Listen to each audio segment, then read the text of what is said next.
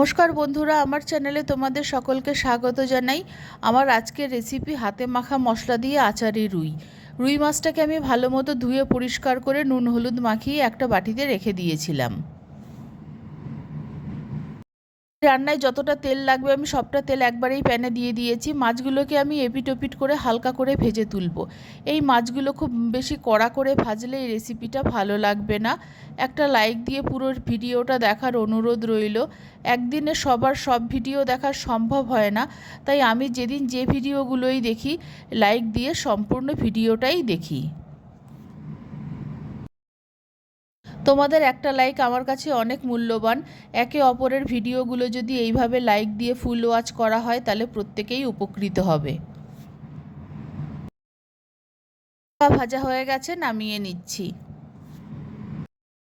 আচারি রুই তৈরির জন্য আমি যে হাতে মাখা মশলাটা করব তার জন্য কি কি নিয়েছি বলে দিচ্ছি।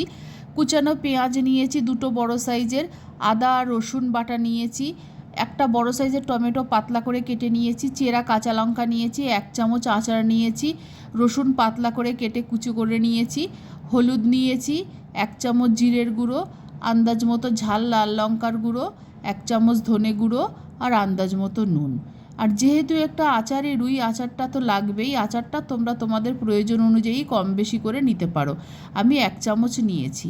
এবার মশলাগুলোকে আমি হাত দিয়ে খুব ভালো মতো মেখে নিচ্ছি।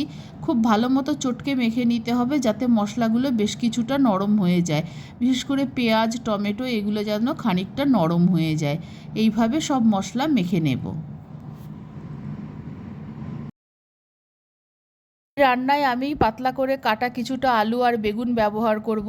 তোমরা আলু বেগুন ছাড়াও শুধু মশলা মেখে রান্নাটা করতে পারো, আবার আলু বেগুন দিয়েও করতে পারো। পাতলা করে কেটে নেওয়া আলু আর বেগুনটাকে আমি মশলার মধ্যে দিয়ে দেব। মশলার মধ্যে দিয়ে আরেকবার আলু বেগুনটাকে ভালো করে মশলার সঙ্গে মেখে নেব, যাতে মশলাটা আলু আর বেগুনের গায়ে খুব ভালো মতো লাগে, না হলে আলু বেগুনটা খেতে ভালো লাগবে না। মাছ ভাজার পর প্যানের মধ্যে যে তেল ছিল তাতে 1 চামচ কালো জিরে ফোড়ন দিয়ে দিয়েছি। ফোড়নটা একটু ভাজা হয়ে যাওয়ার পর তারপর মেখে রাখা মশলা আর আলু বেগুনটা আমি প্যানের মধ্যে দিয়ে দিচ্ছি। প্রথমে অর্ধেকটা আলু বেগুন মাখা আর মশলা দেব, তার ওপরে মাছগুলো দেব। অর্ধেকটা মশলা আর আলু বেগুন মাখা আমি প্যানের মধ্যে দিয়ে দিয়েছি, তার ওপরে ভেজে রাখা মাছগুলো এক এক করে সাজিয়ে দিচ্ছি, তার ওপর বাকি অর্ধেকটা মশলা দিয়ে দেব। বাকি অর্ধেকটা মশলা আর আলু বেগুন ভেজে রাখা মাছগুলোর ওপর দিয়ে দিচ্ছি। মাছগুলো মাঝখানে থাকবে, এই রকমভাবে মশলাগুলো দিতে হবে।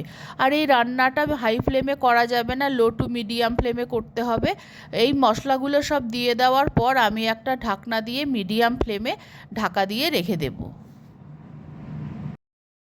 মশলা দেওয়া হয়ে গেছে। এবার মশলা মাখার পাত্রটা ধুয়ে আমি 1.5 কাপ মতো জল দিয়ে দিলাম। এই জলে মাছ আর সবজি ভালো মতো সেদ্ধ হয়ে যাবে আর এই রান্নাটা একটু শুকনো শুকনো হবে। গ্যাসের ফ্লেমটাকে মিডিয়ামে রেখে 10 মিনিটের জন্য একটা ঢাকনা দিয়ে আমি ঢেকে দিলাম। 10 মিনিটের একটু বেশি হয়ে গেছে, ঢাকনাটা তুলে নিচ্ছি। এবার আমি দেখে নিচ্ছি আলুটা সেদ্ধ হয়ে গেছে কিনা। আলুটাও খুব ভালো মতো সেদ্ধ হয়ে গেছে, বাড়তি জলও একটু নেই, একদম শুকনো শুকনো হয়ে গেছে। রান্নাটা হয়ে গেছে, এবার আমি নামিয়ে নিচ্ছি। আলু বেগুন দিয়ে আচারি রুই তৈরি হয়ে গেছে। রুই মাছের এই রেসিপি ভালো লাগলে আমার চ্যানেলকে সাবস্ক্রাইব করার, লাইক করার, শেয়ার করার অনুরোধ জানাচ্ছি। আর আমার নতুন পুরনো সকল বন্ধুদের আমার পাশে থাকার জন্য আন্তরিক ধন্যবাদ ও ভালোবাসা জানাচ্ছি। আর সকল বন্ধুদেরই একে অপরের ভিডিওটাকে লাইক দিয়ে ফুল ওয়াচ করার জন্য অনুরোধ জানাচ্ছি।